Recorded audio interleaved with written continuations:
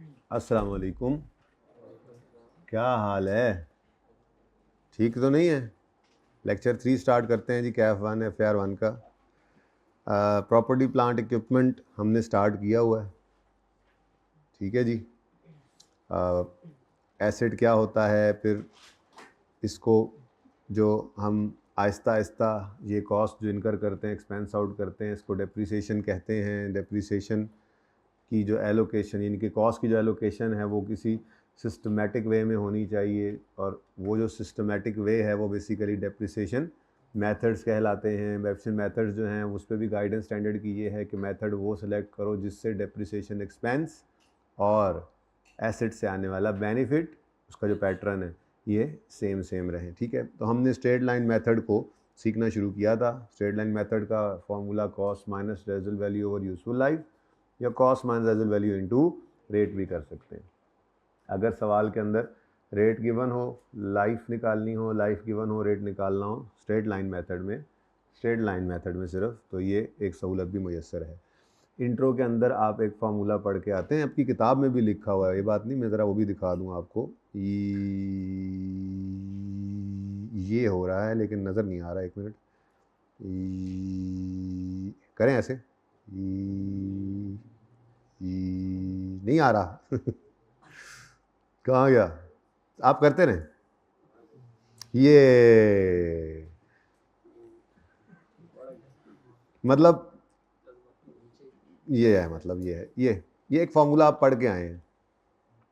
ये फार्मूला आप तब लगाते हैं जब रेजिडुअल वैल्यू सवाल के अंदर गिवन हो। स्ट्रेट लाइन मेथड में आप क्या कर रहे हैं जी, रेट निकाल रहे हैं लाइफ से। लेकिन मैं ये फार्मूला आपका यूज़ नहीं करवाता। बिल्कुल सही है, करते हैं, आप पढ़ के आए हैं इसलिए इसको किताब में भी लिखा गया है, ठीक है ना। लेकिन ये मैं इसलिए नहीं कर रहा क्योंकि मैं थोड़ा सा आपको जी स्टूडेंट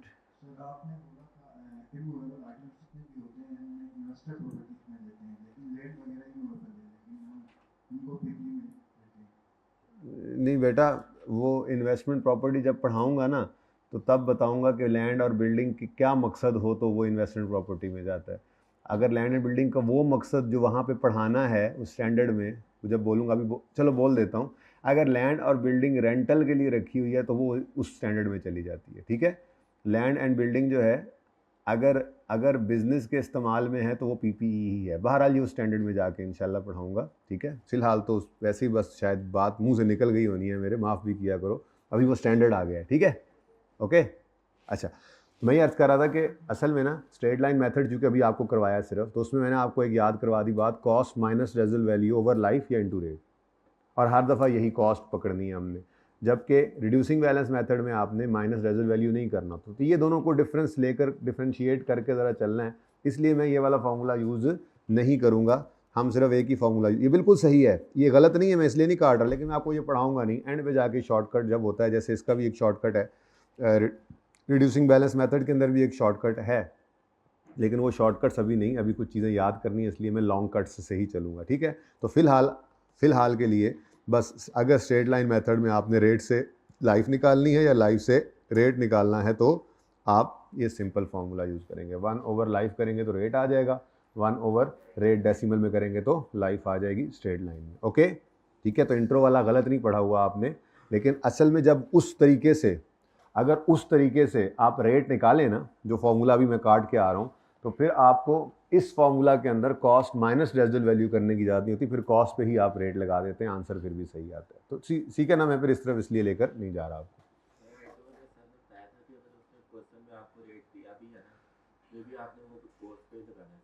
जी बिल्कुल, स्ट्रेट लाइन मेथड में हमेशा रेट कॉस्ट पे ही लगता है, चाहे साल कौन सा भी हो एसेट की लाइफ का, ठीक है।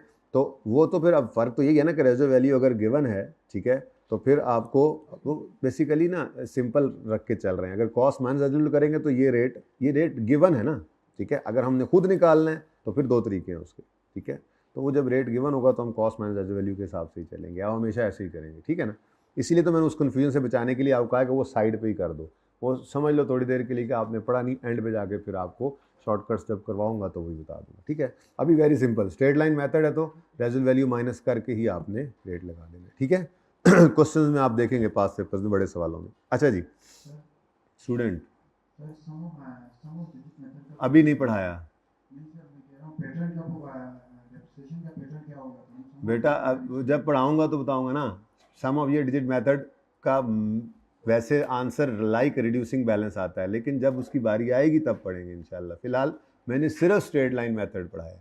बाकी रिड्यूसिंग बैलेंस की भी कोई बात की है तो उसको अभी माफ़ कर दो, ठीक है। थोड़ी देर में जब वो, आज तो नहीं, कल भी नहीं, परसों शायद जाकर आएगा, जब हम डिस्पोजल को कर लेंगे। आज मैंने शुरू कराना है डिस्पोजल, तो फिर इंशाल्लाह रिड्यूसिंग बैलेंस आएगा, फिर अपनी बारी पे यूनिट्स आउटपुट मेथड आएगा। मेरी आदत ये है कि जब कोई मेथड इस्तेमाल करना पड़ता है पेपर के अंदर, सवालों के अंदर, तो मैं उस वक्त उसको करवा के फिर उसकी प्रैक्टिस करवाता हूँ, ठीक है ना। तो इंशाल्लाह आ जाएगा। स्ट्रेट लाइन मेथड में फॉर एग्जांपल अगर एक एसिड 3 ईयर से डेप्रिसिएट हो रहा है और उसमें उसने बता दिया कि सेकंड ईयर यूज नहीं हुआ बिल्कुल भी और थर्ड ईयर की डेप्रिसिएशन। भाई आप अगर इस डिस्कशन को पढ़ते जो मैंने आपको सफ़े के अंदर दी हुई है, तो उसके अंदर डेप्रिसिएशन के अंदर एक लाइन लिखी हुई है कि डेप्रिसिएशन जो है वो कभी भी रुकती नहीं है, अगर वो स्ट्रेट लाइन या रिड्यूसिंग बैलेंस वाली है, सम ऑफ ईयर वाली है। सिर्फ एक डेप्रिसिएशन है जो इस्तेमाल ना होने की वजह से रुकती है, तो वो है आउटपुट मेथड डेप्रिसिएशन। तो ये सारी बातें इंशाल्लाह अभी आ रही हैं। सारी बातें चूँकि हुई नहीं है, अभी तो तीसरा लेक्चर है ना, अभी हमने 130 लेक्चर तक भी जाना है और फिर उससे भी आगे जाना है, तो चीज़ें आहिस्ता आहिस्ता इंशाल्लाह आती रहेंगी, ठीक है। डेप्रिसिएशन मेथड सिर्फ आउटपुट मेथड ऐसा मेथड है कि जब मशीन बंद है तो वो डेप्रिशिएट नहीं हो रही। उसके अलावा कोई ऐसा मेथड नहीं है। एसिड आपका वेला पड़ा रहेगा, डेप्रिशिएट होता रहेगा। आइडल होने की वजह से डेप्रिसिएशन रुकती नहीं है। एसिड जब एक बार अवेलेबल फॉर यूज़ हो गया, डेप्रिसिएशन स्टार्ट हो गई, अब ये डेप्रिसिएशन डेवो है, डेवो नहीं रुक रही। अच्छा ठीक है, चलें आगे। अच्छा जी, तो बात ये हो रही थी कि आपको मैंने एक सवाल छोटा सा करवा दिया था और उसके बाद 3 सवाल 4 सवाल छोटे छोटे होमवर्क में दे दिए थे, ठीक है। तो 14, 15, 16 का सलूशन ज़रा आप लोग चेक कर लें यहाँ से ही देख कर, ठीक है। गुजारा करें, कॉपी कराना मैं भूल गया हूँ। ये 14 का आंसर है। नज़र आ रहा है सबको? नज़र नहीं आ रहा तो इस तरह से देख सकते हैं जी। पहले आप देख लें एसिड अकाउंट और एक्यूमुलेशन अकाउंट अपना मैच कर लें अपने साथ। कितने बच्चों ने ये होमवर्क नहीं किया हुआ? एक ने नहीं किया, 2 ने नहीं किया। सच्चों के साथ अल्लाह की मदद होती है। हाँ, वो फिर आइंदा से अपने आप को सही भी करते हैं। बस 2 बच्चों ने नहीं किया, बाकी सब ने किया हुआ। 3 हो गए, 4 हो गए, बढ़ रहे हैं आहिस्ता आहिस्ता। मतलब ऐसे मैं कहता ना कि किस किसने बिरयानी की प्लेट अभी अभी आएगी, किस किसने खानी है, तो छत के साथ हाथ लगने थे और बगैर सोचे समझे लगने थे। मतलब आहिस्ता आहिस्ता सोच सोच के। ये सवाल 14, 15, 16 और 18, ये 4 सवाल होमवर्क में दिए थे। किस किसने 14वां सवाल नहीं किया हुआ? ज़रा ऊंचा हाथ खड़ा करें, नज़र आए ना मुझे? हाँ देखो, 6, 7, 8। हाइब्रिड वाले भी क्लास में ही है मेरी। चलें, हाइब्रिड वाले होमवर्क करके आए हैं, शर्म करो, डूब मरो। अच्छा चेक कर लें जल्दी। मसला है? मसला है तो फिर वो मसला यहाँ कहीं होगा डेप्रिसिएशन एक्सपेंस की कैलकुलेशन में। ज़रा देखें,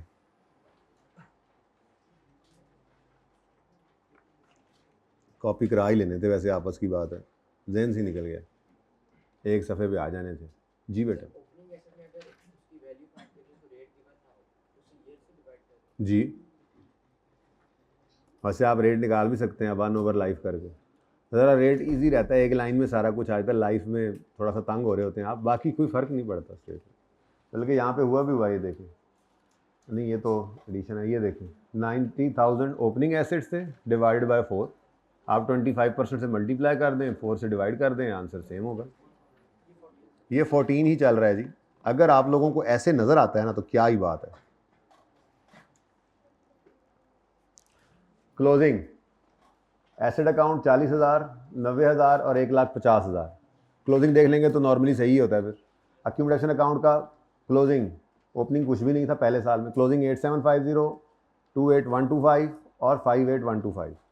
तो ये हर साल जो डेप्शन एक्सपेंस है यही बढ़ के एक्यूमुलेट हो रहा है ना। तो ये 8750, 19,375 और 30,000 की डेप्रिसिएशन जो है ये आपकी निकली हुई है यहाँ पे।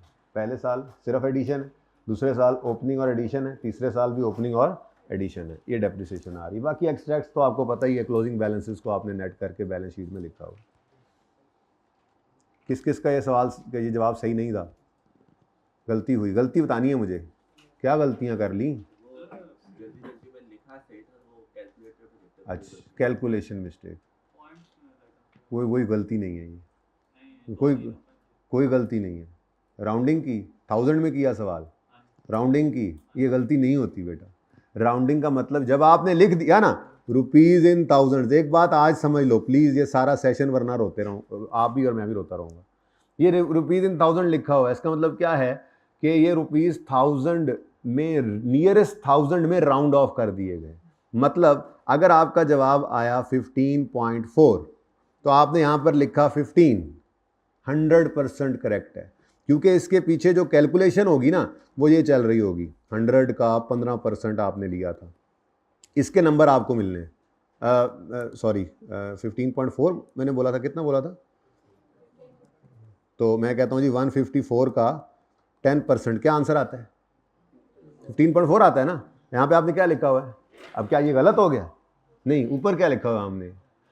Rounded to nearest thousand. तो नियरेस्ट थाउजेंड क्या बनता था इसमें?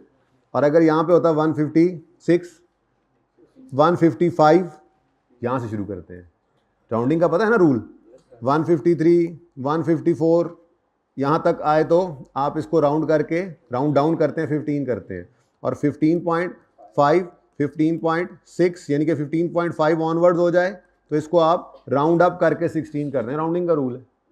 तो अगर आपका ये 155 इंटू 10% है तो इसका आंसर क्या आता है? 15.5।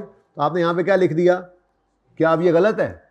ये गलत नहीं है बेटा, तो आपको पर्चे में इसके नंबर मिलते हैं, ठीक है ना। बाकी ये राउंड किया हुआ ऊपर ये बिल्कुल सही है। अगर पर्चे के सोल्यूशन में भी उसने रुपीज़ के अंदर करके 15 पॉइंट यहाँ पे लिखा हुआ है, उसने 15.5 लिखा हुआ है, आपने 16 लिखा हुआ है, तो बिल्कुल सही है, ये गलती नहीं है, प्लीज़ आज समझ लें। ओके जी। एक्सट्रैक्ट्स कल समझाए थे बेटा, आज फिर समझा दूंगा बनाऊंगा तो। एक्सट्रैक्ट्स आप कल की क्लास में नहीं थे? कन्फ्यूजन हो रही है। बैलेंस शीट के अंदर क्या जाया करता है बेटा? वैसे एसेट ही जाता है ना। एसेट की कॉस्ट जाती है या उसकी एक्यूमुलेशन जाती है? माइक तो नाल रखो पाइन, मैनू को आवाज आ जाए। हैं बुक वैल्यू वो कैसे निकलती है? Cost minus accumulated. तो ये वही काम हुआ है। अभी थोड़ा प्रोफेशनल तरीके से हम चलेंगे, अभी तो जरा बेसिक है ना। तो बैलेंस शीट के अंदर आपको कॉस्ट भी नजर आ रही है, लेस एक्यूमुलेशन भी नजर आ रही है, सिर्फ आपको बताया जा रहा है कि ये होना है। ऐसा नहीं हुआ करेगा, बल्कि बैलेंस शीट के अंदर आपके नॉन करंट एसेट्स में सिर्फ पीपीई नजर आएगा, और पीपीई की क्या नजर आएगी? Book value. ये बुक वैल्यू कैसे निकलनी है, इसके पीछे पूरा एक डिस्क्लोजर, एक नोट बनेगा पीपीई का, लंबा चौड़ा नोट होगा, उसके एंड पे एक आंसर होगा, ये आंसर यहाँ पे मैच करेगा। इंशाल्लाह पहुंचेंगे यहाँ तक। फिलहाल तो सिर्फ मैंने आपको ये बताया कि आपके एसेट से रिलेटेड ये जो जितनी हमने डिस्कशन की है, इससे रिलेटेड इनकम स्टेटमेंट में क्या चीज़ जाती है? Depreciation expense. और बैलेंस शीट में क्या जाता है? एसेट की बुक वैल्यू। तो बस अभी तक तो वही कर रहे हैं, सिंपल। ये समझे इस बात को कि आज अभी तक सिर्फ 2 लेक्चर्स हुए, जिसमें पहला सिर्फ गपशप था, तो अभी तक तो हम तीसरे लेक्चर पे हैं, समझे, दूसरे लेक्चर पे हैं, तो अभी पढ़ना शुरू किया है, इब्तिदाई इश्क है जी। क्वेश्चन 15 का एसेट अकाउंट देखिएगा। अभी तो इश्क के इम्तिहान और भी हैं जी, कहेगा तो कंपलसरी है। सवाल की रिक्वायरमेंट मैंने तो डाल दिया था बीच में, जर्नल एंट्रीज नहीं लिखा था तो मैं अब लिख देता हूँ, कहते हम अभी तो देखो, मैं जब कुछ ही सिखाऊंगा ना तो मैं हर चीज़ ही कर दूंगा उसकी, जो मैक्सिमम पॉसिबल उसके अंदर अल्टरनेटिव हो सकते हैं। जर्नल एंट्रीज मांग ले, लेजर मांग ले, एक्सट्रैक्ट्स मांग ले, लेकिन पर्चे के अंदर तो हम रिक्वायरमेंट को देखेंगे, क्योंकि रिक्वायरमेंट देखे बगैर चलेंगे तो वो सवाल, अब उसने मांगी जर्नल एंट्रीज हुई, आप लेजर बना रहे हैं, नंबर नहीं देगा। उसने मांगे लेजर हुए, आप जर्नल एंट्रीज करके आ रहे हैं, कोई नंबर नहीं मिलेंगे उसके। अच्छा, आप दोनों काम करके आ जाए, सर हम एहतियातन दोनों काम कर रहे हैं, पागल है क्या? टाइम ज़ाया कर दिया, अगले सवाल का टाइम भी खा गए आप। रिक्वायरमेंट में जो उसने एक्सट्रैक्ट्स बोले हैं तो वर्किंग करो, ना कोई जर्नल एंट्री, ना कोई लेजर, डायरेक्ट एक्सट्रैक्ट, यहाँ तक पहुंचेंगे इंशाल्लाह। अभी मैं रिवेलेशन आपको करवाऊंगा तो हम स्टार्ट जर्नल एंट्री से ही करेंगे, पहले 1-2 दिन लेजर्स भी बना रहे होंगे, लेकिन उसके बाद फिर हम सवाल की रिक्वायरमेंट पे जाया करेंगे। अगर सवाल ने एक्सट्रैक्ट्स कहे हैं तो जस्ट वर्किंग से डायरेक्ट एक्सट्रैक्ट्स, अब इसकी प्रैक्टिस करनी है तो आहिस्ता आहिस्ता ही होगा। लेकिन अब मैं कहूँगा जी आपको मैं पहले दिन ही वर्किंग से डायरेक्ट एक्सट्रैक्ट्स बनवाऊँ, ये आपके लिए मुश्किल होगा। तो बुनियाद तो एंट्री से ही पड़ेगी, लेजर भी आपके सामने आएगा, फिर आप एक्सट्रैक्ट्स तक भी पहुँचेंगे, आप नोट भी बनाएंगे, फिर जब थोड़ी सी हाथ सीधा हो जाएगा उसके बाद फिर हम रिक्वायरमेंट स्पेसिफिक चलना सीखेंगे, डायरेक्ट काम किया करेंगे, वर्किंग ही बेस होगी, उससे जो रिक्वायर करेगा उसकी तरफ चले जाया करेंगे। ठीक है जी। एसेट अकाउंट देख लें 15वें सवाल का, ये तो सही होता है, इसको देखें।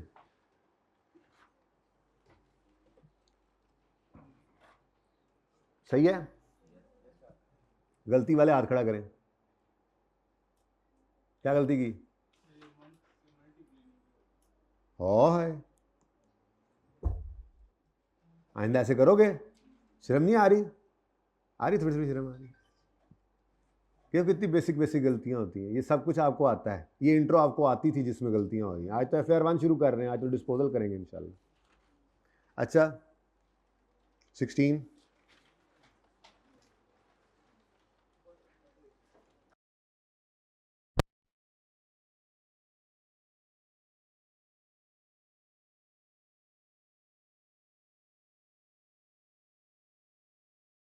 मादरत जी, आमिर भाई की बैटरी ख़त्म हो गई थी, तो ये देख लें जी सोल्यूशन 16 का। डन है? गलतियां पढ़ ली ने? चले। अच्छा अब 18 का वैसे मैं सोल्यूशन लिख के लाया हूँ, लेकिन मैं ये चाहूँगा, बल्कि मैं ये चाहूँगा कि कर ही लें जल्दी से, ठीक है? कोई मसला नहीं, ठीक है? क्या ख्याल है? थोड़ा हाथ सीधा हो जाएगा।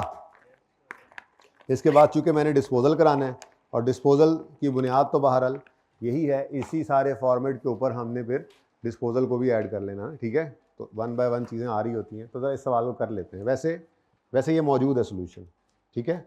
कितने बच्चों ने ये सवाल अटैम्प्ट किया था? चलें, गुड। अच्छा जी, Ehsan has provided following information as on यकम जनवरी 12। ये यकम जनवरी 12 पे इन्फॉर्मेशन अवेलेबल है। क्या इन्फॉर्मेशन अवेलेबल है? ये ऐसे भी लिखा हो सकता है सवालों के अंदर कि following balances are appearing in the books of Ehsan as on यकम जनवरी 12। क्या यकम जनवरी 12 में बताया जा रहा है जी?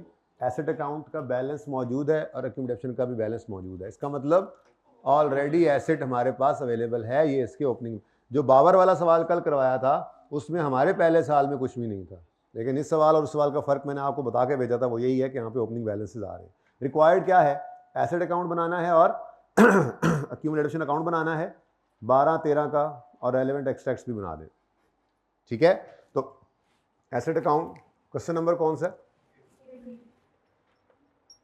भाई कल परसों से मार्कर्स कोई नहीं सही आ रहे मार्केट के अंदर, कोई मार्कर सही से बता दें जी, कोई है तो। एसेट अकाउंट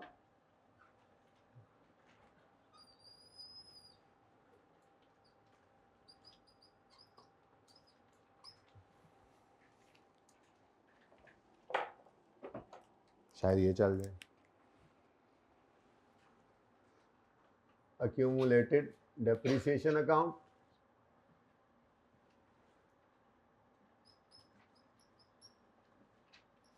अच्छा अब कल एक बात आपको बताई थी कि अगर accumulated depreciation अकाउंट अलग से नज़र आ रहा है आपको, तो समझ जाओ अक्ल वालों के लिए निशानियां इसमें कि एसेट अकाउंट कॉस्ट पे पड़ा हुआ है। जाहिर सी बात है, जब एसेट के अंदर होने वाली कमी यानी डेप्रीसिएशन को डेबिट एक्सपेंस में करके हम एसेट अकाउंट में उस कमी को क्रेडिट करते ही नहीं है, तो जो कॉस्ट एसेट अकाउंट में आई होती है पहले दिन, हमेशा वही कॉस्ट पड़ी रहती है। कमी को तो अलग अकाउंट में इकट्ठा कर रहे होते हैं और बैलेंस शीट बनाते हुए इनको क्या कर देते हैं? नेट, ठीक है?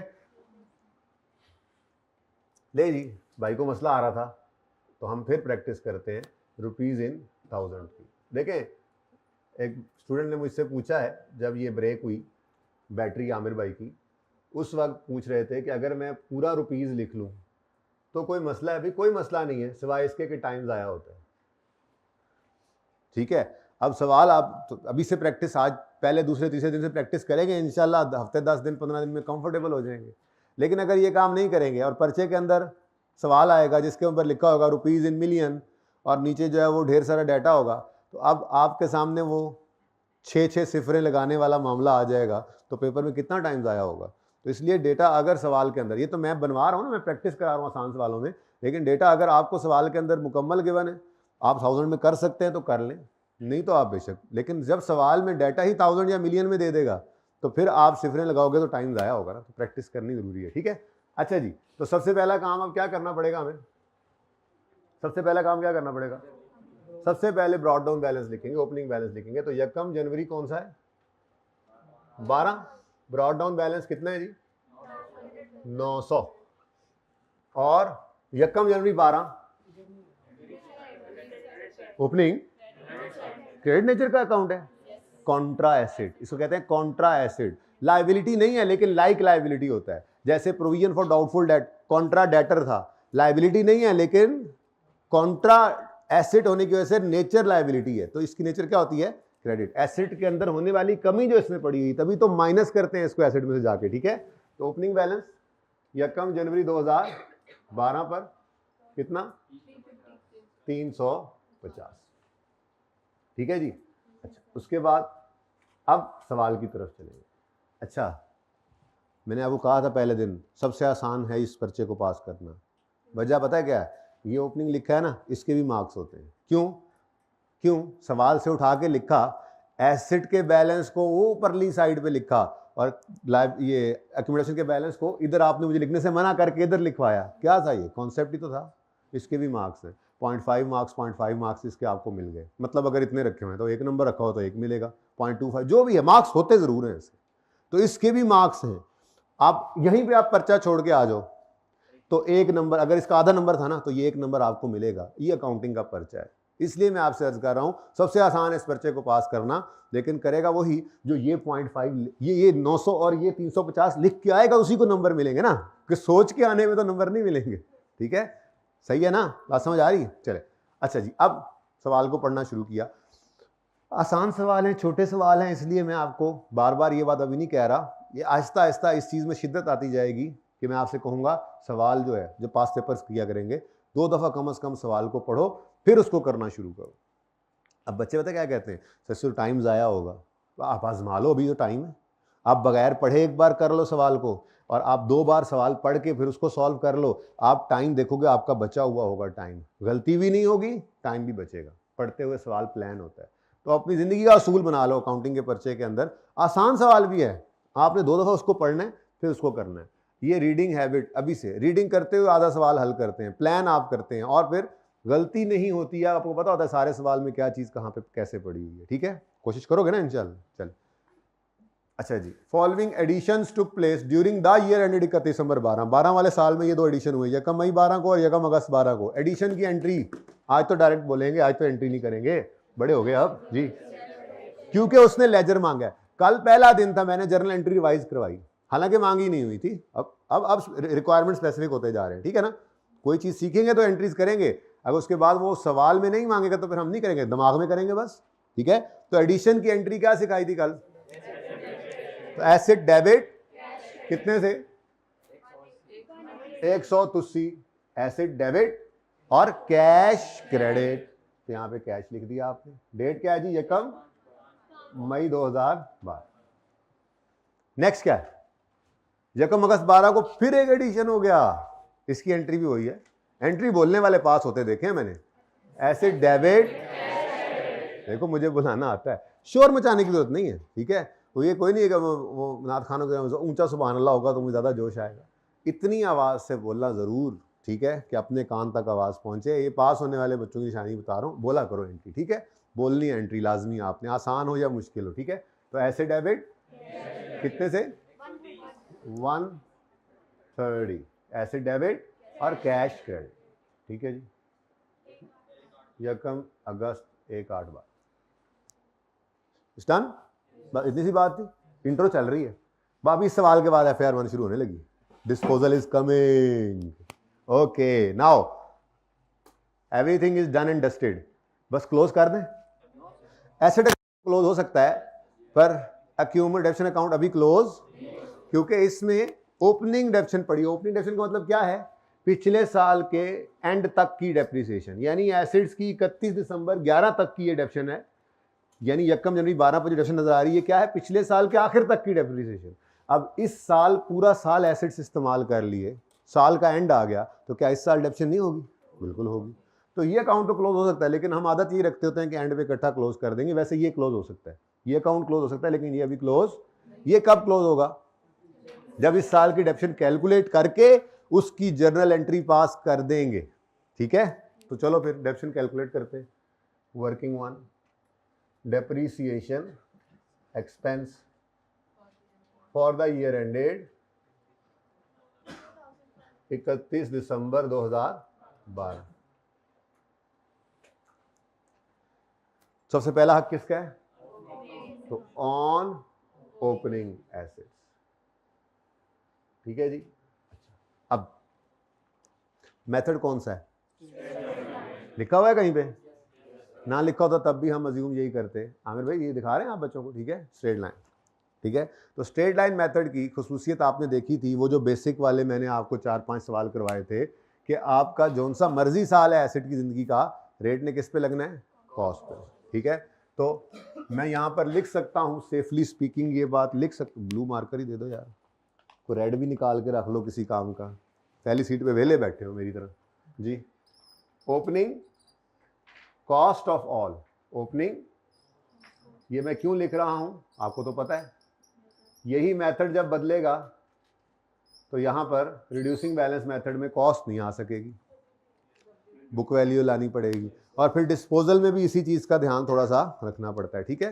तो opening cost of all assets पर आपने क्या लगा देना है? रेट। स्ट्रेट लाइन मेथड है, जौन सा मर्जी साल एसेट की ज़िंदगी का है, कॉस्ट रेलिवेंट है, ठीक है, सही है। तो कॉस्ट ऑफ ऑल एसेट्स ढूंढने के लिए सवाल की तरफ जाएंगे, ज़रूरत नहीं है, सवाल से ओपनिंग कॉस्ट हम निकाल चुके हैं। ये लेजर ही हमें डेप्रिसिएशन कैलकुलेट करवाएगा अगर हमने सारा सवाल पढ़ लिया है। आदत यही रखेंगे कि हम इस लेजर से ही डेप्रिसिएशन एक्सपेंस निकालेंगे, ठीक है। तो ऑल एसेट्स की ओपनिंग, यानी कि ओपनिंग का मतलब ही क्या है? जो पिछले साल के एंड पर क्लोजिंग में पड़े थे। यानी अगर आप 1 जनवरी 12 को भी कोई एसेट खरीदते हैं ना इस साल में, तो वो खरीदने वाला ओपनिंग नहीं कहलाएगा, उसकी डबल एंट्री होगी, एसेट डेबिट कैश क्रेडिट। लेकिन ओपनिंग की कोई डबल एंट्री नहीं की आपने, ओपनिंग क्लोजिंग की कोई डबल एंट्री नहीं होती। Opening closing brought down carry down की कोई जर्नल एंट्री, लेजर में बीडी के तौर पे ओपनिंग लिखते हैं और सीडी के तौर पे बैलेंसिंग क्लोजिंग लिख रहे होते हैं। ओपनिंग क्लोजिंग की कोई जर्नल एंट्री नहीं होती। हाँ, एक्सपेंसेस को क्लोज करना आपने पीएनएल में शायद इंट्रो में सीखा हो, क्लोजिंग एंट्रीज उसको कहते हैं। फिर पीएनएल का नेट प्रॉफिट या लॉस नहीं किया तो छोड़ो, कोई जरूरत नहीं है, वैसे मैं बात कर रहा हूँ। पीएनएल का जो प्रॉफिट या लॉस होता है उसको क्लोज करते होते कैपिटल में। क्लोज करने का मतलब ये है कि अगर प्रॉफिट है तो ऐड, लॉस है तो लेस, तो ये क्लोजिंग एंट्रीज होती हैं, ये एक्सपेंसेस इनकम्स की होती है, उसको छोड़े फिलहाल, ये सादा बात, ठीक है। आपके एसेट्स का ओपनिंग या क्लोजिंग, ये जो ओपनिंग बीडी सीडी बैलेंसेस जो होते हैं ना, बैलेंस शीट आइटम्स के होते हैं, इनकी कभी भी जर्नल एंट्री नहीं होती, ठीक है। क्लोजिंग बैलेंस पिछले साल का, इस साल का ओपनिंग बीडी करके लिख देते हैं, ओके। अभी तक तो कोई एंट्री नहीं की, इसकी एंट्री की आप, इसकी एंट्री बोली, इसकी एंट्री बोली, तो याद रखना 1 जनवरी 12 को भी अगर आप एसेट खरीदते तो उसकी डबल एंट्री पास करते, asset debit cash. Brought down का मतलब ही क्या है? पिछले साल से जो हमारे पास एसेट मौजूद थे, ठीक है। तो ये है सारे के सारे एसेट्स जो पिछले साल के एंड और इस साल के स्टार्ट पर हमारे पास मौजूद थे। तो ये है वो कॉस्ट जिसको हमने डेप्रिशिएट करना है। तो 900 इंटू, और कितना फ्रैक्शन लगा लें इस पे?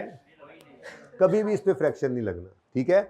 ओपनिंग एसेट्स का मतलब यहां पर सिर्फ वो एसेट्स लेने हैं आपने, ये आज बात इंपॉर्टेंट होने वाली है अभी थोड़ी देर में, ठीक है।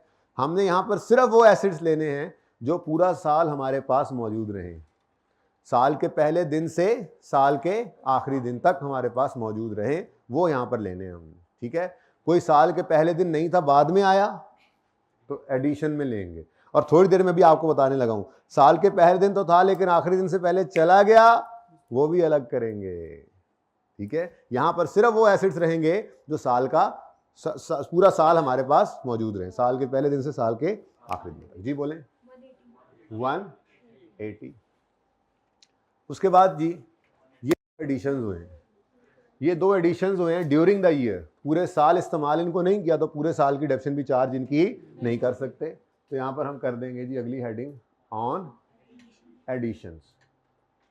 ये मैंने एडिशंस लिखने की कोशिश की, ऑन एडिशंस। तो 2 एडिशन है, पहला एडिशन है उसकी कॉस्ट है 1, अगर रेजिडुअल वैल्यू गिवन होती तो माइनस कर देते, ठीक है। 180 इंटू 20%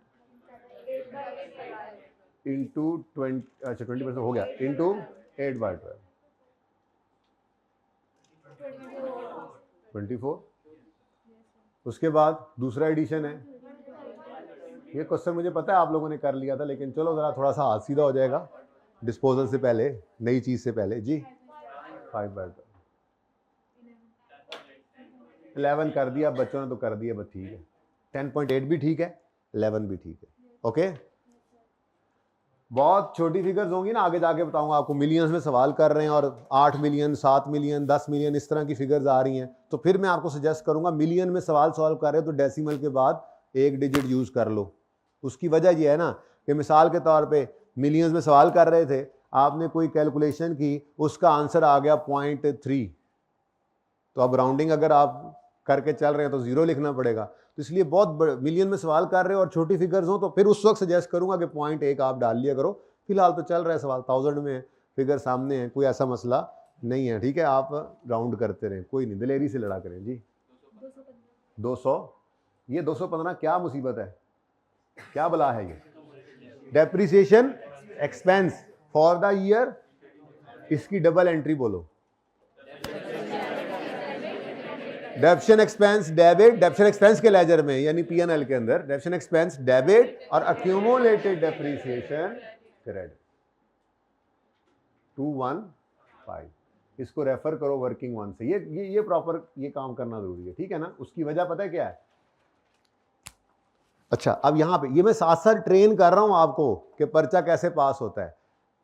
बच्चे ने ये सही निकाल लिया, ये भी सही निकाल लिया। यकम अगस्त जो था ना, वो गलती से यहां पे वो गिनती में महीने 4/12 कर गया।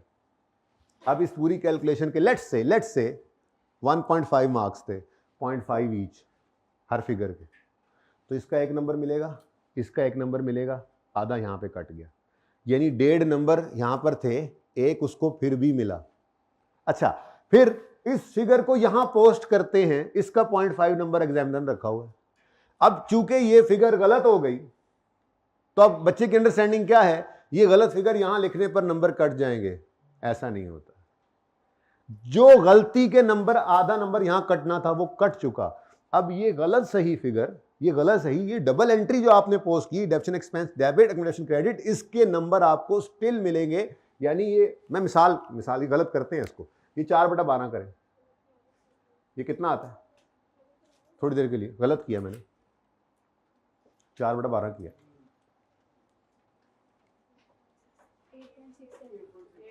9 हो गया। ये क्या आंसर आया? 200। अब इधर देखो, रेड मार्कर मार्किंग होने लगी, चेक हो रहा है पेपर आपका, पर्चे के अंदर एग्जामिनर अब पेपर चेकर आपका पेपर चेक कर रहा है। Okay okay, not okay, number cut गया, कितना नंबर आ गए? 1, बनता कितना था? अच्छा, अब इस तरह से जैसे यहां पर 0.5 आपको यहां पे मिला, 0.5 क्योंकि ये सही था, ये 215 सही होना था ना, यहां पे आपने क्या लिख दिया? क्योंकि आपकी कैलकुलेशन में 209 आया है। अब आपकी अंडरस्टैंडिंग क्या है?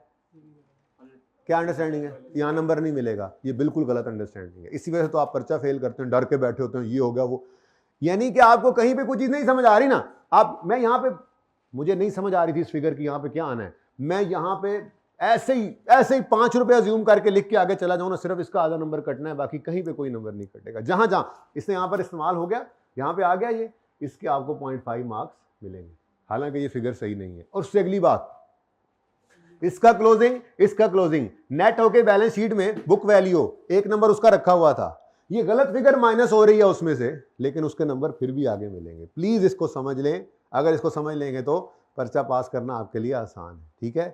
कैरी फॉरवर्ड के मार्क्स बिल्कुल क्लियर इंस्ट्रक्शन है आईकैप की तरफ से, बिल्कुल क्लियर डायरेक्शन है, कैरी फॉरवर्ड के मार्क्स नहीं कटते। तो सबसे आसान पर्चा हुआ ना ये पास करने के, क्या ख्याल है? ठीक है, चलो जी, अब सवाल सही कर लें।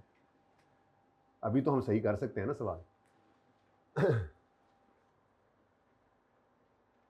ये बात मैं एक बार नहीं बार बार करता रहूंगा, क्योंकि यही वो बात है जिसने आपको पास करवाना है या नहीं करवाना।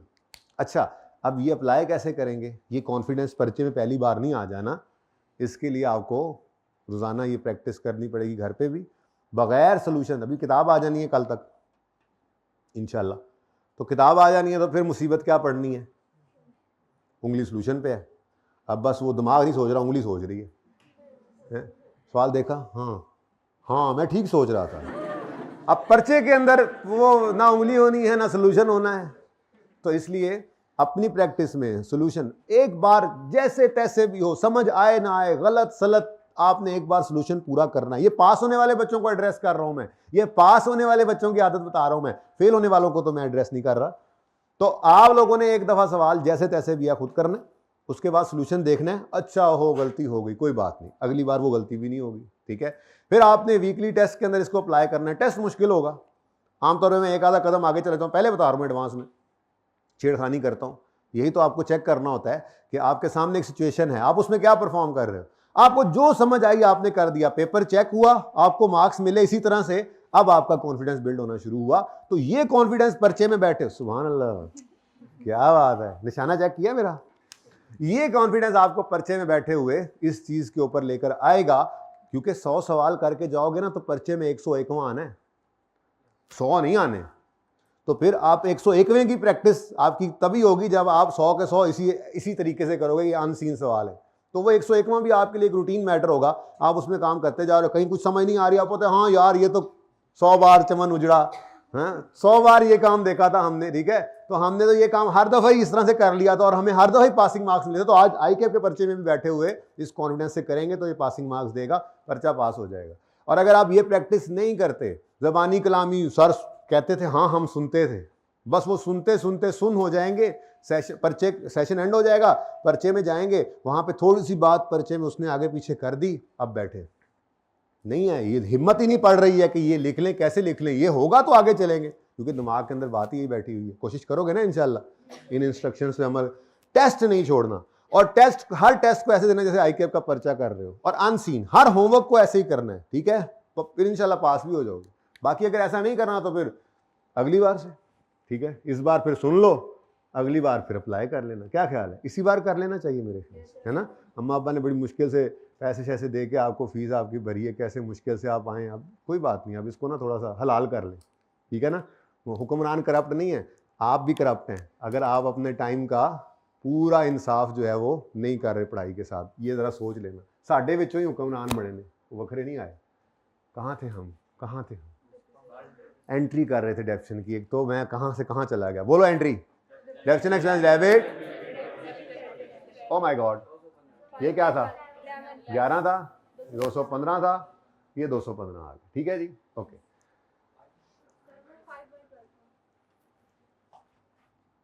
मेरी गलतियां कर लो बस जी, चलें जी। अब मैं नहीं आज वहाँ पे वो डब्बा बना रहा नीचे टोटल वाला, आप बना लीजिएगा। अगर सवाल में रिक्वायर्ड है लेजर बनाओ तो यहाँ टोटल वाला डिब्बा भी बना लेना, और अगर वर्किंग में आप लेजर बना रहे हो तो फिर कोई मसला नहीं, ठीक है। अगर सवाल में छोटी बात, अगर सवाल में रिक्वायरमेंट लेजर की है तो यहाँ पे डेप एक्स भी ना लिखना, बल्कि डेप्रीसिएशन, हाँ BDCD तो एक नॉर्म में चलती है, ठीक है ना, डेप्रीसिएशन एक्सपेंस लिखना। और अगर वर्किंग कर रहे हो तो चाहे DE लिख दो, आपकी मर्जी है, वर्किंग है ना, वर्किंग में आपको खुली गुंजाइश है। लेकिन अगर यही रिक्वायरमेंट हो, अब आप कहोगे आपने ऐसा क्योंकि रिक्वायरमेंट थी, मेरा पर्चा पास है, मैं बता तो रहा हूँ ना आपको, ठीक है जी। बेटा क्वेश्चन है कोई, चलें आगे जी। क्लोजिंग 31 दिसंबर 2012 पे कैरी डाउन बैलेंसिंग फिगर आ गई 1210। 10 मैनू क्यों नहीं पढ़ के आए, दसो मैनू। 31 दिसंबर 2012 कैरी डाउन 565। चलो अगला साल कर ही लेते हैं, क्योंकि अगले साल में और कोई मूवमेंट है नहीं, ठीक है। तो जहन में ये आता है कुछ भी नहीं करना, एसेट अकाउंट में तो कुछ नहीं करना, लेकिन एसेट इस्तेमाल तो हुए हैं ना, डेप्शन तो एटलीस्ट होगी, ठीक है। तो अगला साल कर लेते हैं, कोई हर्ज नहीं जी। तो मुझे बताएं जी, सबसे पहला काम क्या करना है, हमने कल भी बताया था, क्लोजिंग बैलेंस को ओपनिंग बना लें 1210, और 1 जनवरी 13 पर 565 जी। चलें आगे। अब कोई एडिशन कोई डिस्पोजल, तो यही BD यही CD बनेगा, ठीक है। इस तरह से यही BD यही CD बनेगा, ये नहीं हो सकता, ऐसा नहीं हो सकता। यहाँ पे डेप्रिसिएशन एक्सपेंस अभी चार्ज होगा। मुझे पता है आपको बोरियत हो रही है, आसान काम है, लेकिन कोई नहीं, अगला सवाल मैंने डिस्पोजल का कराना है, तो उसकी बुनियाद बहरहाल इंट्रो की तरफ और पक्की कर लें, मैंने कहा उसके बाद आगे चलते, ठीक है जी। 13 में ऑन ओपनिंग एसेट्स जी, कितने ओपनिंग एसेट्स सामने नजर आ रहे हैं, सवाल में जाने की जरूरत नहीं, पागलों की तरह आप सवाल में से ढूंढ रहे हो ये हो गया 900 ये या 180, नहीं भाई ओपनिंग नजर आ रहा है सामने, ठीक है। तो कितने ओपनिंग 1210, सारे एसेट्स की ओपनिंग कॉस्ट ली कॉस्ट है हमने, क्योंकि मेथड कौन सा है स्ट्रेट लाइन। तो जो सा मर्जी साल जिंदगी का है, जिंदगी अगर बाकी है एसेट की तो जो सा मर्जी साल है उसका रेट ने किस पे अप्लाई होना है कॉस्ट, ठीक है। 1210 इंटू नहीं इंटू फ्रैक्शन तो लगवाओ, बस याद रखना है यहां पे कभी भी फ्रैक्शन नहीं लगाना, कोई ऐसी चीज जो फ्रैक्शन वाली हो यहां पे आने ही नहीं देंगे। एडिशन तो इसमें आता ही नहीं ना, एडिशन तो इसमें पड़ा ही नहीं होता, एडिशन तो बाद में आता है, लेकिन डिस्पोजल अभी कराने लगा हूं वो इसमें पड़ा होगा, निकाल के बाहर फेंकेंगे उसको। यहां पे हमने सिर्फ वो एसिड्स लेने हैं जिनके ऊपर फ्रैक्शन, जब से निकालते फ्रैक्शन ना लगे, जो साल के पहले दिन से साल के आखिरी दिन तक हमारे पास मौजूद रहे, यहां पर वो एसिड्स आने हैं, ठीक है। इसलिए नो फ्रैक्शन। 242 कोई एडिशन है, कोई डिस्पोजल भी है, ठीक है। तो बस ये एडिशन नहीं है तो लिख के टाइम जाया ना करो, करना है तो कर लो, ऑन एडिशन डैश कर दूं। जो मैंने काम करना है ना वो तो सारे ही मैं करूं, ऑन एडिशन कोई एडिशन नहीं है जी। तो यही आपकी टोटल डेप्रीसिएशन है इस साल की। एंट्री फरमा दें क्या होगी, डेप्रीसिएशन एक्सपेंस आपके दिमागों में डेबिट, यानी उस लेजर में डेबिट जो दिमाग में बना हुआ है, ठीक है। और अक्यूमुलेटेड डेप्रीसिएशन 242।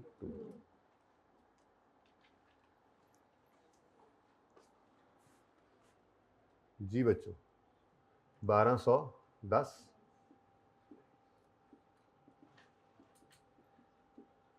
देखो एसिड में और कोई मूवमेंट नहीं आई, नया एसिड खरीदा नहीं, पुराना बेचना तो अभी सीखा ही नहीं, ठीक है। 860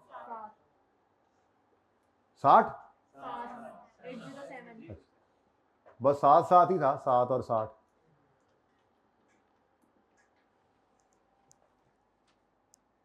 हाँ भैया एक्सट्रैक्ट वाले भाई, एक्सट्रैक्ट वाले भाई अंडरस्टैंडिंग डेवलप ये करो हाइब्रिड वाले, जिसको मसला आ रहा था एक्सट्रैक्ट्स में कि ये सिचुएशन आपके सामने, अब इस सिचुएशन में आपकी फाइनेंशियल स्टेटमेंट में कौन कौन सी चीज जानी है, बस ये पूरी सिचुएशन में से मुझे बताओ पीएनएल के अंदर क्या जाता है, यानी प्रॉफिट एंड लॉस में कोई इनकम या एक्सपेंस होगा वो जाएगा, कोई तीसरी चीज तो आती नहीं।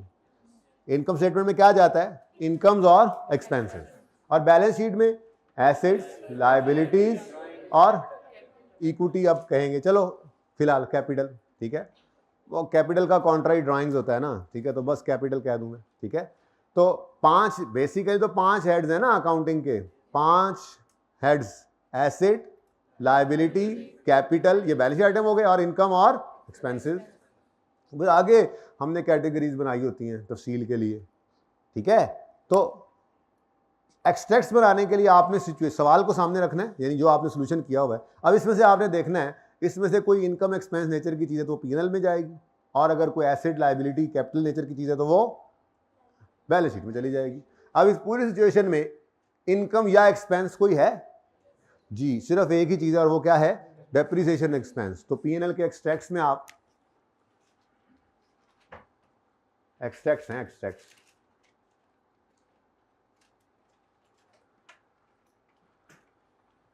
दो साल है भाई। मार्कर्स कोई आए हैं नए, आए हैं 3, चेक करना ले इनको।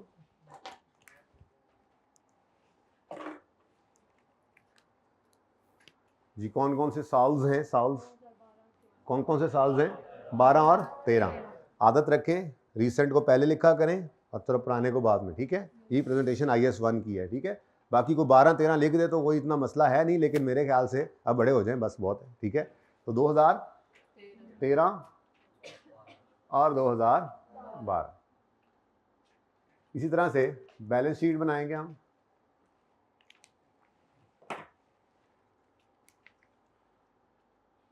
स्टेटमेंट ऑफ फाइनेंशियल पोजीशन या बैलेंस शीट। अच्छा, सवाल में जो नाम लिखा हो वही यूज़ करना है, ठीक है। जो सवाल में बैलेंस शीट लिख दो आप भी बैलेंस शीट लिख देना, ठीक है। बहरहाल 2013 ना मेरा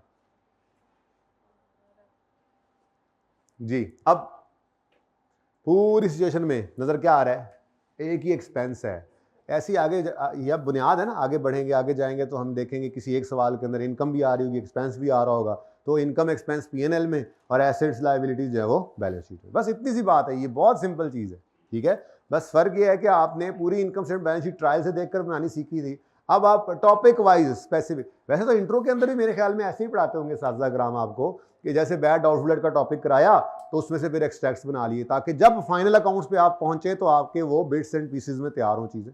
एक्रूवल वगैरह करवाया, उसके एक्सट्रैक्ट्स, नहीं तो कोई मसला नहीं है, हम ऐसे ही करेंगे। मैंने आपको बैड डाउटफुल डेट रिवाइज कराने हैं या मैंने आपको एक्रूवल रिवाइज कराना है तो मैं उसमें भी एक्सट्रैक्ट्स पे जाऊंगा इंशाल्लाह, पे वो चीज़ें अंडरस्टैंडिंग ज़रा बेहतर हो जाती है, ठीक है, सही है ना। तो बताओ जी, पीएनएल में क्या जाना है? डेप्रीसिएशन एक्सपेंस 2012 का 200 और 242 2013।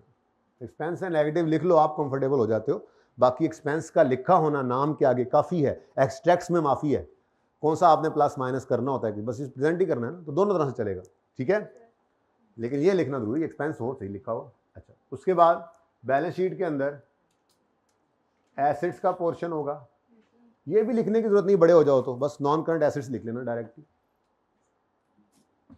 नॉन करंट एसेट्स में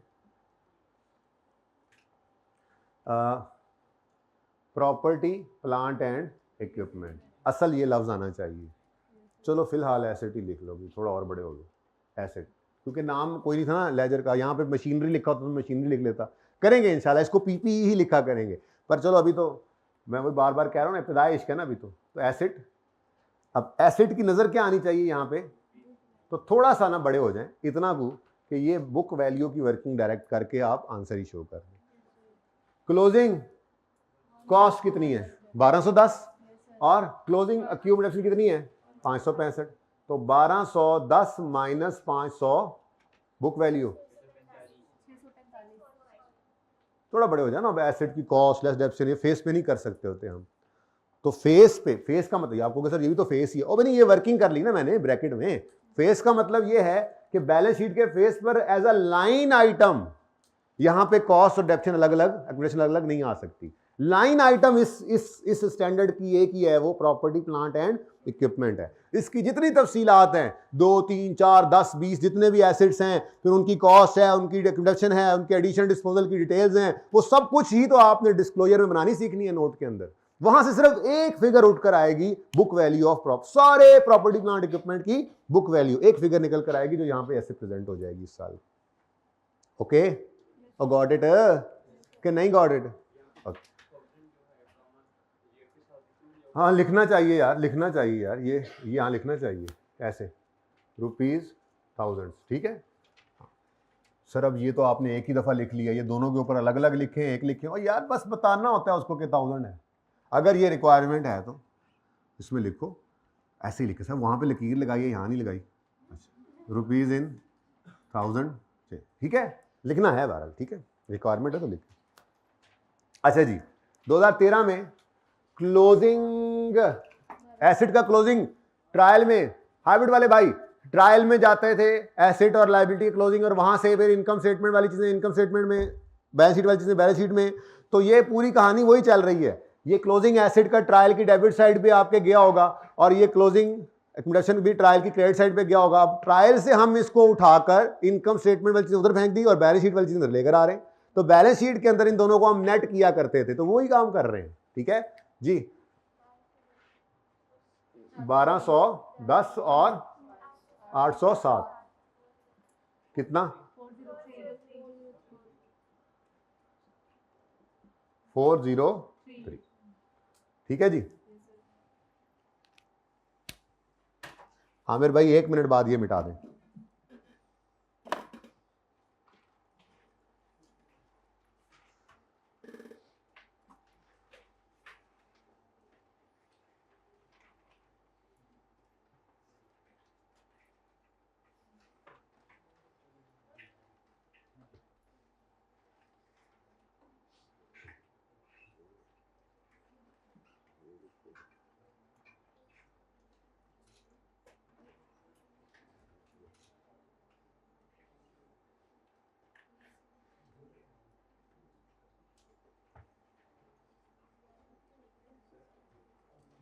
सिर्फ आपसे नहीं आईकेप फीस मांगता, मैसेज आया हुआ था अपनी फीस जमा करा दो, हम भी फीस जमा करा। जी बेटा जी, एसी को स्लो करना है, 23 पे तो उन्होंने आज रखे हुए हैं, फिर भी तंग कर रहा है, मारूं। ठीक है, नहीं अरे गुजारा। आप लोगों ने बिल्कुल ध्यान रखना है, आजकल मौसम बहुत खतरनाक है, बेईमान हुआ हुआ है मौसम आज। लेकिन ये बेईमानी वो वाली नहीं है जो आप शेर व शायरी में देखते हैं, ये बेईमानी वो है कि आपको बीमार कर देगा शुरू में ही। ज़्यादा बच्चे आउट स्टेशन, कितने बच्चे आउट स्टेशन से?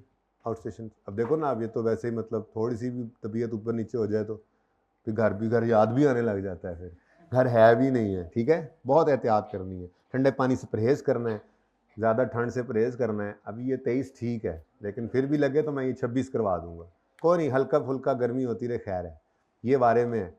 ये इससे बेहतर है कि आप बीमार पड़ जाएं और हफ्ता फिर पड़े रहें। अच्छा बच्चों ये 19th आपको होमवर्क में नहीं दिया था? हो है होमवर्क? अच्छा एक मिनट।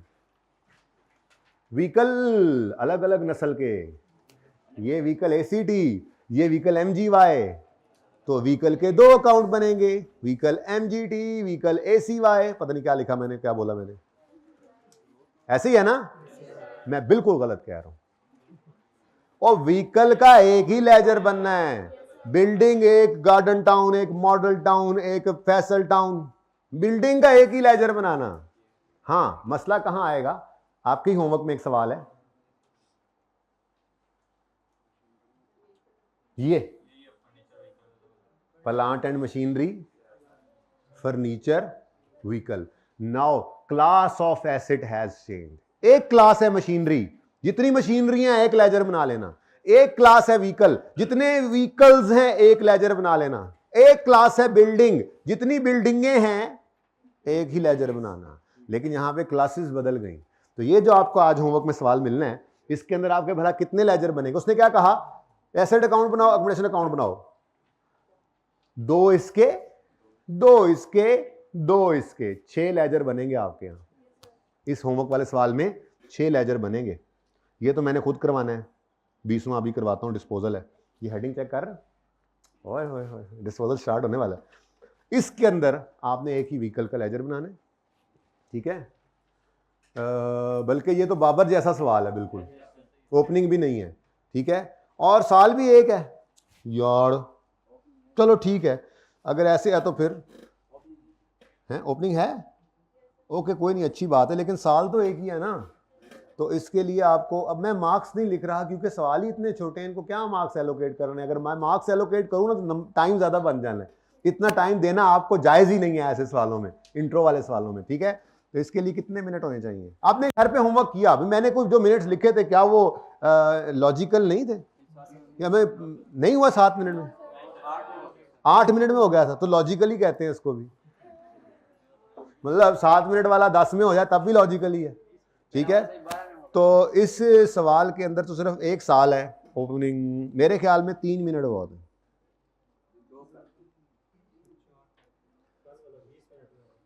बेटा तो वही कमजोरी है अपनी, विटामिन की, प्रोटीन की, इसको दूर कर लो अभी।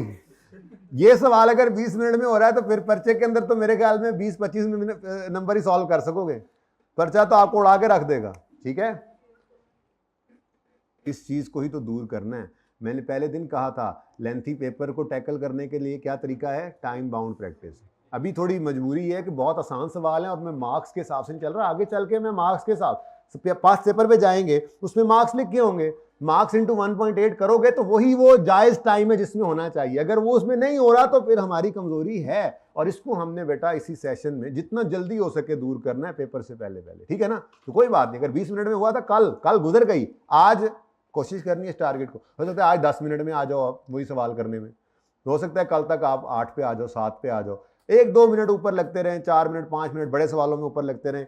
आपको मैंने एक होमवर्क में सवाल दिया नोट बनाने का, 18 नंबर का सवाल था, मिसाल के तौर पे उसके लिए जो है वो 30 मिनट रिक्वायर्ड थे, 30 मिनट में करना था, आपने 40 में किया, 45 में, कोई गल नहीं, लगे रहो, वो 45 वाला 40 पे आ जाए, 40 वाला 38 पे आ जाए, 30 पे तो नहीं आए शायद, पर करीब तो आ जाए। फिर कहीं से टाइम बच भी जाता है किसी सवाल में, किसी सवाल में ज़्यादा भी लग जाता है, तो वो मोर और लेस 90-95% पे आप पहुंच जाते हैं। 100 भी हो जाता है कभी कभी, शादो नादिर। मेरे से तो कभी 100 का पर्चा सॉल्व नहीं होता। मैं बड़े साफ सुथरा पर्चा अच्छा करता था। 92-94 नंबर का अटैम्प्ट होता था मुझसे, थोड़ा सा रह ही जाता था, कोई बात नहीं, ठीक है। मैं अपनी बात कर रहा हूँ, लेकिन आप लोग तो अच्छे बच्चे हैं, इतना नालायक थोड़े ही हैं, आप तो पूरे 100 का अटैम्प्ट कर लेंगे, ठीक है। अच्छा, तो फिर कितने मिनट मोटिवेशन आई थोड़ी, कितने मिनट?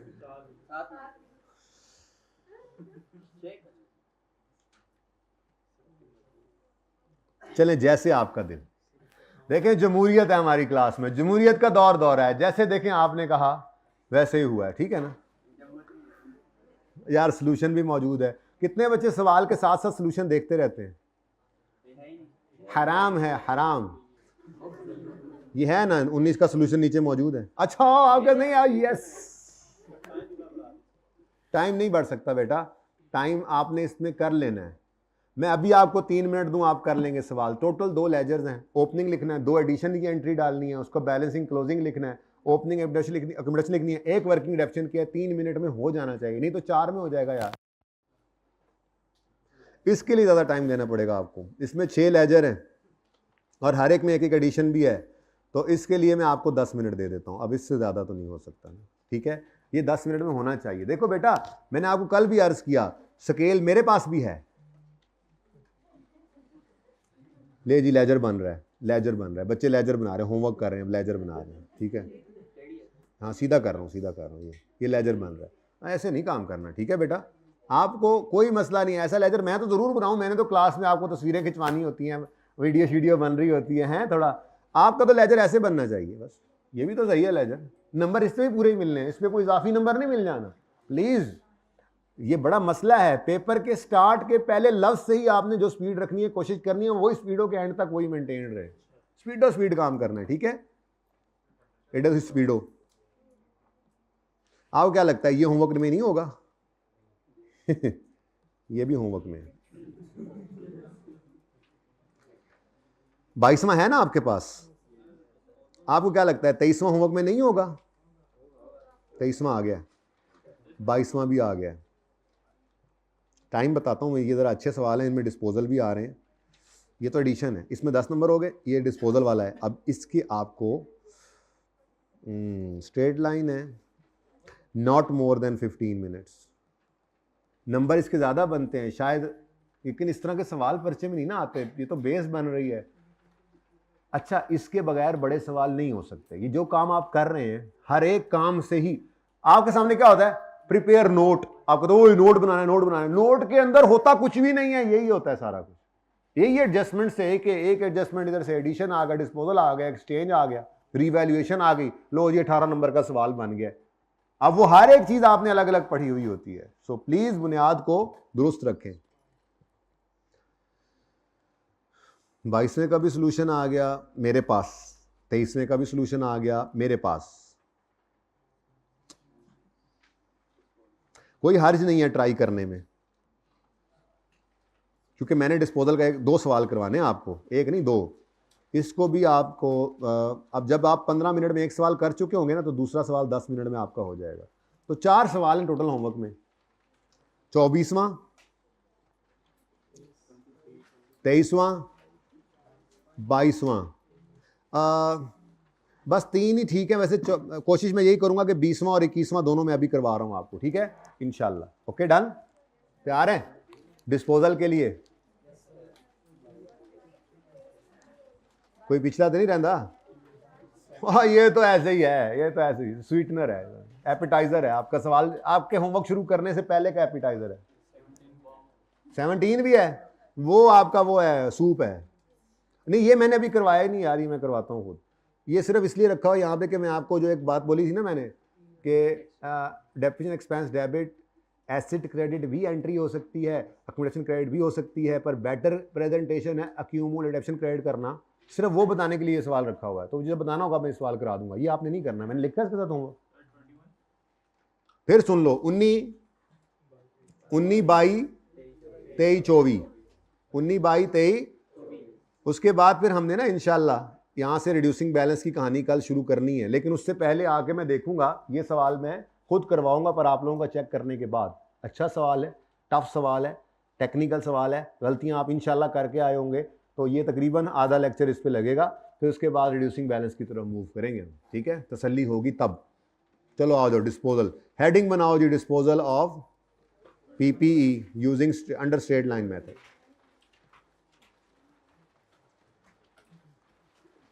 अरे यार इतना आसान काम है ये, मैं आपको क्या बताऊं, इतना आसान काम है कि मैं आपको क्या बताऊं। इससे आसान तो पूरी अकाउंटिंग में कुछ है ही नहीं ना। पहले तो पहली बात है, पूरी अकाउंटिंग ही बहुत आसान है, फेयर 1 है ही बहुत आसान। अब आपने पार्ट 2 शुरू करना है, करें।